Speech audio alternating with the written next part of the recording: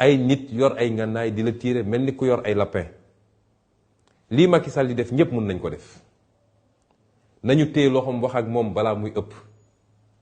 parce que réew mi ñoo ko bokk. dégg naa leen ñoom waa APR ñu naan dañuy jubilé ñoom xam nañ ni su doon ñun ak ñoom rek ci réew mi ndax làqatu ci gannaaw ay takk der say milice làqatu ci gannaaw takk der yi ñu leen di gis te kenn ñemewu leen jàpp parce que instruction bu ñu jot la ñoom ne leen bu leen teg loxo ci ñooña. loolu du njàmbarte njàmbarte dëgg mooy bis bu ngeen amee fit ba ne yéenay jóg jàkkaarloog patriotes yi nekk ci Sénégal. yàlla bu ñu mus a egg ci loolu ndax bi ñu eggee ci mois de mars bëri na ci yéen ñii waa APR yi yu doon wër suñuy kër naan dimbale leen ñu dañoo bëgg a transhumé ba ci Mame Mbaye Niang moomu yor làmmiñam di wax fu ne wër na fa dem gisi samay nit neen wax leen ak Ousmane Sonko man damay transhumé kon fit amu leen ko.